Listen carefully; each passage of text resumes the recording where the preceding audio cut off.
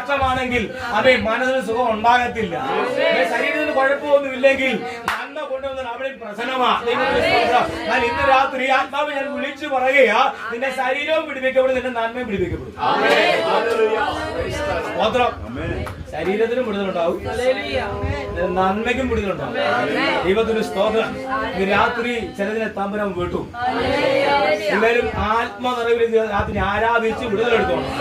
അങ്ങോട്ടും ഇങ്ങോട്ടും ശ്രദ്ധിച്ചിരിക്കാതെ ദൈവത്തെ ആരാധിച്ച് ദൈവത്തിന് മഹത്വം കരേറ്റി, ദൈവത്തിന് സ്തോത്രം കരേറ്റി, ദൈവത്തിന് സ്തുതികളെ കരേറ്റി ഏറ്റെടുത്ത് എഴുന്നേറ്റ് പോകാവും.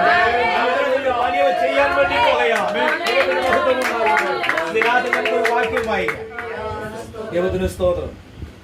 ന്യായാധിപന്മാരുടെ പുസ്തകം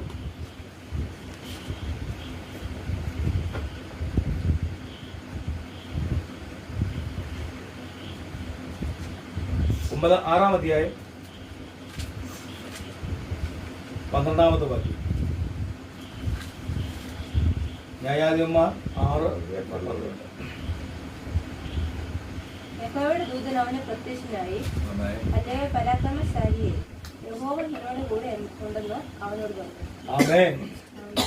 അല്ലയോ പരാക്രമശാലിയെ, യഹോവ നിന്നോട് കൂടെ ഉണ്ട്. എല്ലാവരും സ്തോത്രം ചെയ്താട്ടെ.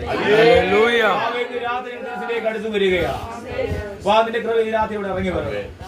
കർത്താവേ, ആരാധനയ്ക്കെതിരെ, ശുശ്രൂഷയ്ക്കെതിരെ, അമേ ജനത്തിനെതിരെ വ്യാപരിക സകല പോരുകളും രാത്രി യേശുവിന്റെ നാമത്തിൽ അതിൽ വിട്ടു മാറും.